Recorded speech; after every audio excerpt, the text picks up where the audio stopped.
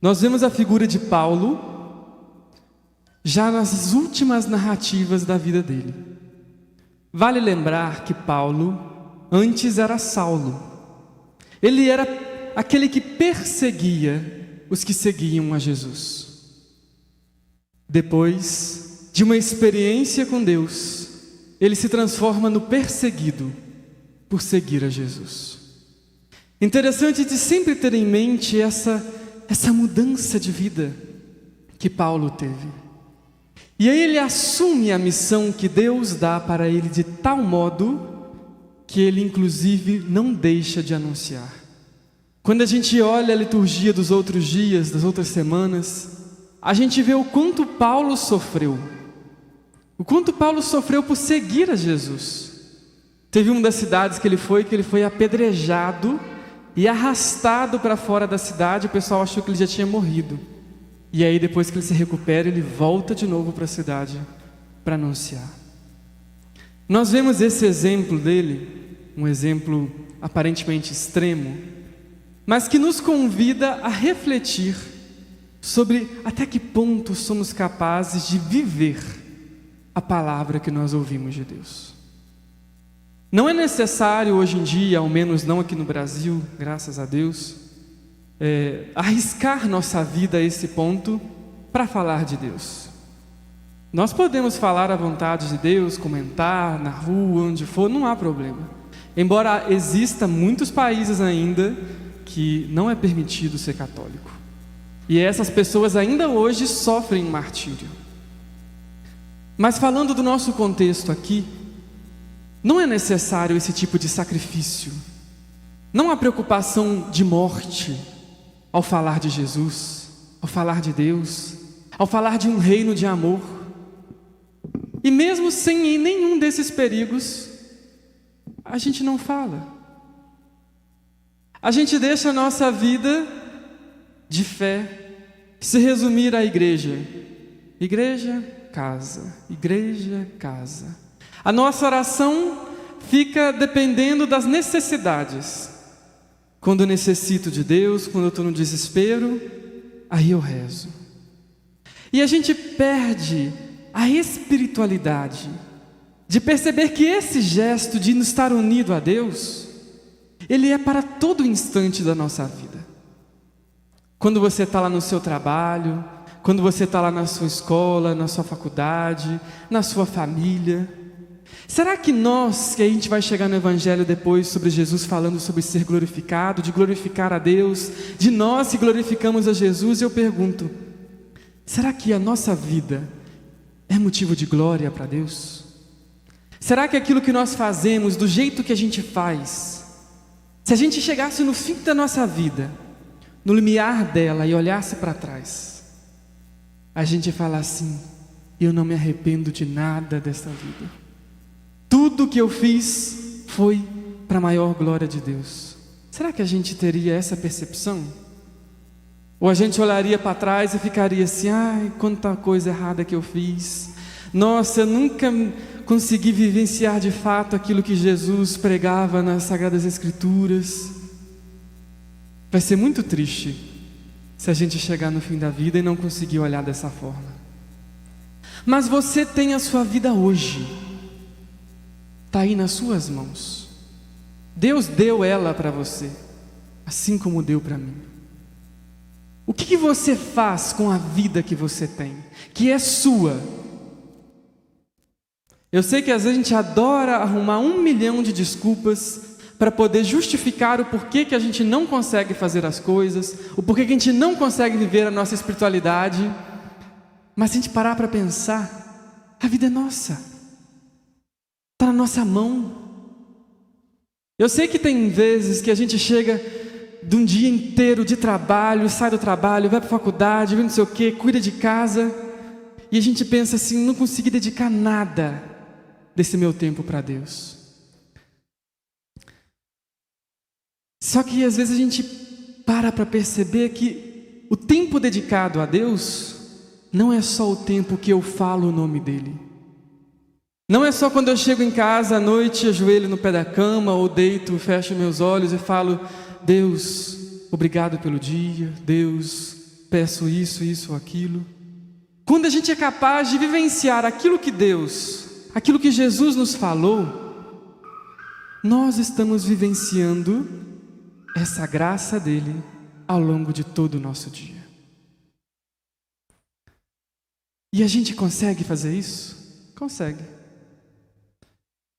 Tem uma pergunta que a gente pode se fazer. O que Jesus faria no meu lugar? Será que Deus, diante dessa pessoa, Ele acolheria ela ou expulsaria aqui da igreja?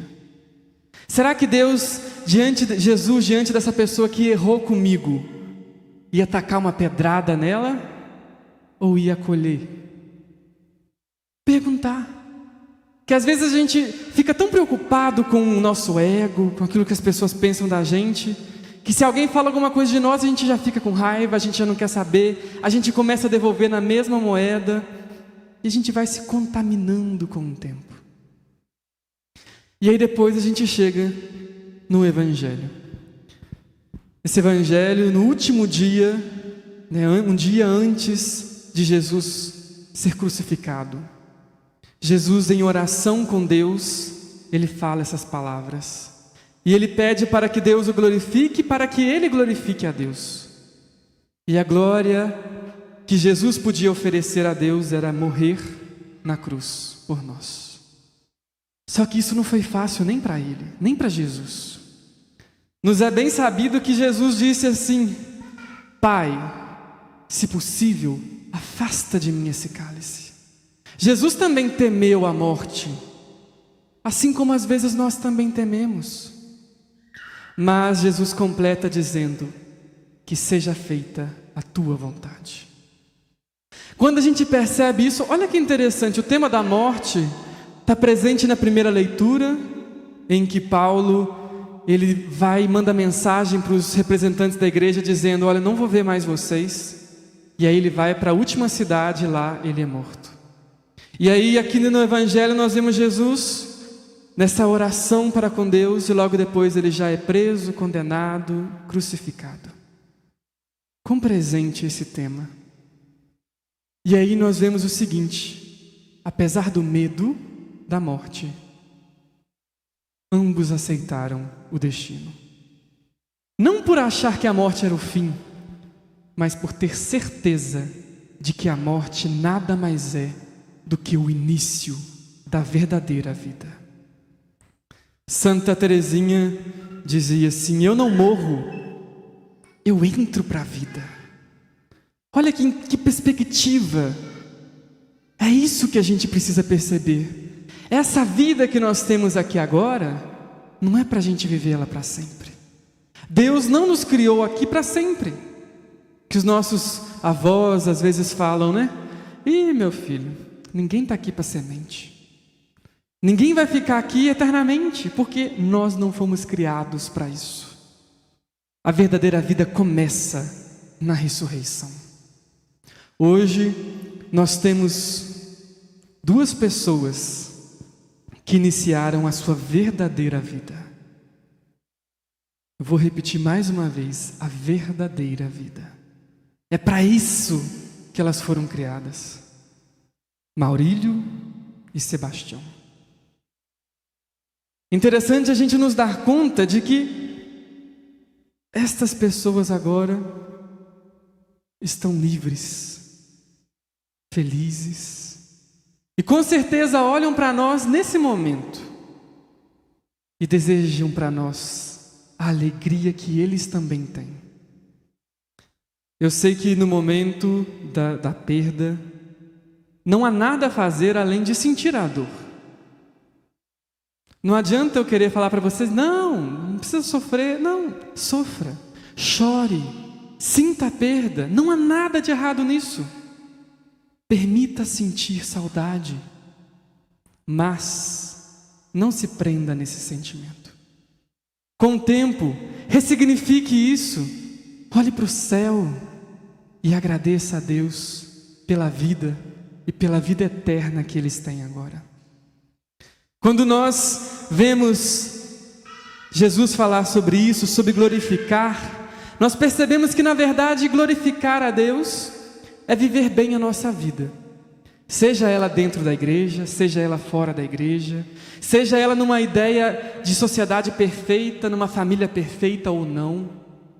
Glorificar a Deus não está na perfeição, porque perfeição não é característica do homem. Nós não somos perfeitos, perfeito só é Deus.